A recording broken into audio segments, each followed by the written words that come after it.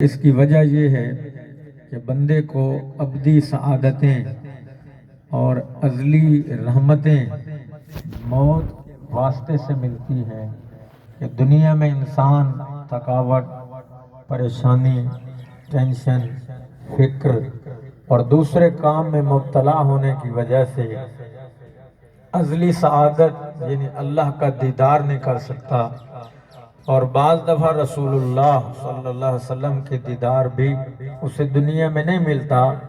تو فرمایا موت ایک ایسا واسطہ ہے جس سے بندے کو خدا کا دیدار بھی ہوتا ہے اور مصطفیٰ کا دیدار بھی ہوتا ہے۔ تو موت انسان کے لیے ازلی سعادت بھی ہے، خصوصاً مومن کے لیے جو حضور کا کلمہ پڑھتا ہے۔ موت ہر شخص کو آنی ہے، بڑے کو بھی، چھوٹے کو بھی، بھائی کو بھی، ماں کو بھی، باپ کو بھی، بیٹے کو بھی، اولاد کو بھی۔ یہ رشتے خدا نے تعارف کے لیے، پہچان کے لیے بنائے ہیں، لیکن اولاد کے لیے یقیناً یہ سب سے بڑا دکھ ہوتا ہے جب ان کے ماں باپ فوت ہو جاتے ہیں تو ان کے لیے دعاؤں کا ایک سلسلہ رک جاتا ہے، ان کے لیے رحمت کا ایک سسٹم موقوف کر دیا جاتا ہے۔ ایک وہ مرحلہ کہ آدمی آنکھ اٹھائے تو حج ہو جائے۔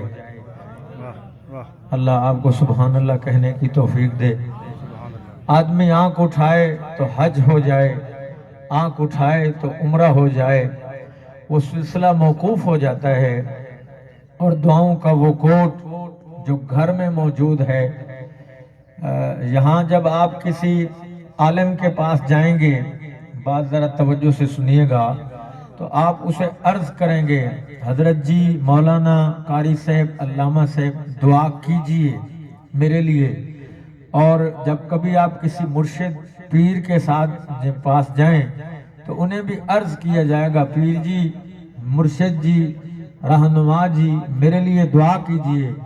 لیکن ماں اور باپ ایسی دو ہستیاں ہیں جنہیں کہنا نہیں پڑتا، جنہیں کہنا نہیں پڑتا، بن کہے وہ دعا کرتے ہیں۔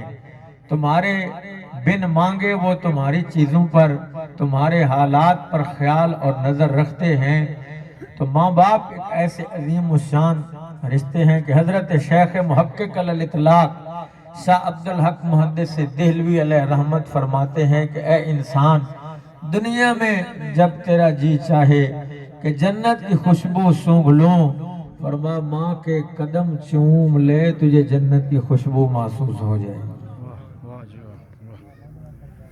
قرآن مجید میں بھی ماں باپ کی عظمتوں کا ذکر کیا گیا ہے، اور احادیث طیبہ میں بھی، یہاں تک میرے آقا صلی اللہ علیہ وسلم نے ارشاد فرمایا کہ اے مجھے ماننے والے، تیری جنت تو تیری ماں کے قدموں کے نیچے ہے۔ ماں عظیم الشان ہستی ہے، اس کی دعا میں ہماری کتابوں میں لکھا ہے کہ 40 اولیاء مل کے دعا کریں، ان کی دعا اس مقام تک نہیں پہنچ سکتی جس مقام تک بندے کو ماں کی دعا پہنچاتی ہے۔ واہ، سبحان اللہ، سبحان اللہ۔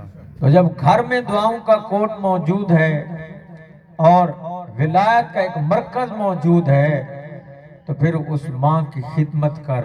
ہمارے بزرگ یہ بھی فرماتے ہیں، ایک ہوتا ہے دعا کرانا، ایک ہوتا ہے دعا لینا، ان دونوں میں فرق ہے۔ دعا کرانا یہ ہے کہ آپ بار بار کہیں جناب ہمارے لیے دعا کریں، جناب ہمارے لیے دعا کریں، اور دعا لینا یہ ہے کہ آپ اپنے باپ کی اور اپنی والدہ کی خدمت ہی ایسی کریں کہ تمہیں کہنا نہ پڑے اور بن کہے وہ تمہیں دعا دے دیں۔ تو یہ جو ہوتا ہے نا دعا لینا، آپ اس مرحلے کو فالو کریں، اس مرحلے کی طرف چلیں کہ آپ اپنی والدہ کی ضروریات، جن کی والدہیں زندہ ہیں، اگر انہیں لباس کی ضرورت ہے تو لباس پیش کریں، اگر انہیں دوا کی ضرورت ہے تو دوا پیش کریں، اگر انہیں کسی اور چیز کی ضرورت ہے تو وہ پیش کریں۔ اس طرح فائدہ یہ ہوگا کہ تمہیں کہنا نہیں پڑے گا کہ اے اماں دعا کر، تمہارے کہنے سے پہلے ماں کے دل سے تمہارے لیے دعا نکل آئے گا۔ تو یہ دعا لینا ہے، دعا کراتے تو سب ہیں، دعا لینے کا مرحلہ قسمت والوں کو نصیب ہوتا ہے. توجہ ہے آپ حضرات کی؟ ذرا سبحان اللہ تو کہیے نا. ماشاءاللہ جمع غفیر ہے اور آواز سبحان اللہ کی بھی ذوق والی ہونی چاہیے. ایک مرتبہ ذوق سے کہیں سبحان اللہ. تو دعا لینا سیکھیں. دعا کراتے تو سب ہیں، دعا لینے کے مرحلے میں ہر بندہ دعا نہیں لیتا. دعا وہی لے گا جو مجاہد ہوگا، جو محنت کرنے والا ہوگا، جسے احساس ہوگا، جسے خیال ہوگا. حضرت خواجہ غلام فرید علیہ رحمہ ایک خیمے کے نیچے سوئے ہوئے ہیں اور آپ نے اس خیمے کی چھت میں کچھ کڑیاں لگی تھیں. ان کڑیوں کو دیکھ کر آپ کو وجد آ گیا. خلیفے نے پوچھا حضور نہ تو کسی نے کوئی نعت پڑھی، نہ کوئی کلام پڑھا، نہ کوئی شعر پڑھا، نہ قوال نے قوالی کی، اور آپ کو وجد کیوں آ گیا؟ فرمایا یہ جو خیمہ ہے اس کے نیچے جو کڑیاں ہیں چھت کے نیچے، مجھے ایک کڑی کو دیکھ کر وجد آ گیا. انہوں نے کہا جی وہ کیسے؟ فرمایا کچھ کڑیاں سیدھیاں ہیں اور ایک کڑی ٹیڑھی ہے، ڈنگی ہے، ٹیڑھی ہے.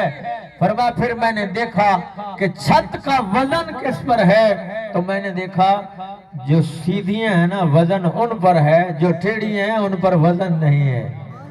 واہ. توجہ ہے آپ